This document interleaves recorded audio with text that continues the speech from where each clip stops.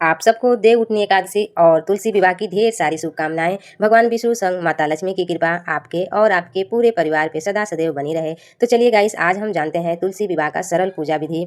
कम सामान में तुलसी विवाह कैसे करें, कम सामान में तुलसी की पूजा कैसे करें। तुलसी विवाह के दिन जिस घर में तुलसी विवाह कराया जाता है उस घर में सुख समृद्धि सदैव बनी रहती है और उस घर परिवार के ऊपर कभी संकट नहीं आती है। और इतना ही नहीं, जिन कन्याओं के विवाह में अड़चने आ रही हैं, दिक्कतें आ रही हैं, उस घर के माताएं बहनें अगर तुलसी विवाह करती हैं तो शादी में आ रही रुकावटें, अड़चने दूर हो जाते हैं और उनका शादी विवाह का रास्ता खुल जाता है। सबसे पहले हम जान लेते हैं कि हमें तुलसी विवाह किस दिन करना चाहिए। देवउठनी एकादशी के दिन करना चाहिए या पूर्णिमा को करना चाहिए। तो गाइस, हमें तुलसी विवाह देवउठनी एकादशी से लेकर और पूर्णिमा तक के बीच में किसी भी दिन अच्छा मुहूर्त, शुभ मुहूर्त देख के और कर लेनी चाहिए। पूर्णिमा के दिन भी तुलसी विवाह होता है, देवउठनी के दिन भी तुलसी विवाह होता है। अक्सर बहुत लोग शनिवार के दिन देवउठनी एकादशी पड़ा था, उसी दिन तुलसी विवाह किए, और कोई कोई रविवार को किया, इसलिए कि उस दिन शनिवार के दिन ऐसा बोल रहे थे लोग कि देव अभी उठे नहीं है तो कैसे किया जाएगा विवाह। तो इसीलिए हम रविवार के दिन, बहुत लोगों ने रविवार के दिन अच्छा मुहूर्त पड़ रहा था तो उसी दिन विवाह किया गया, रविवार के दिन। तो आप लोग भी इस बीच में किसी भी दिन अच्छा मुहूर्त देख के आप विवाह कर सकते हैं।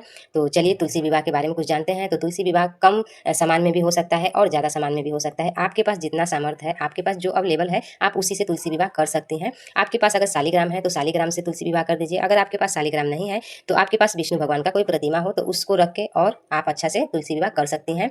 तो हमने प्रतिमा रखा है विष्णु भगवान का और उसी से तुलसी जी का शादी कर रही हूँ। तो शादी रचाने से पहले हमने अच्छा से आंगन को पोंछ लिया था। पोंछने के बाद से वहाँ स्वास्तिक वगैरह बना लेना है। आप स्वास्तिक हल्दी से भी बना सकती हैं, आप स्वास्तिक फूल से भी बना सकती हैं। वहाँ बना के और उसके बाद से वहाँ तुलसी माता को विराजमान कर लेना है। और तुलसी माता को विराजमान करने के बाद से गंगा जल का छिड़काव करके और तुलसी जी को स्नान करा लेना है। स्नान कराने के बाद से तुलसी जी का श्रृंगार करना है।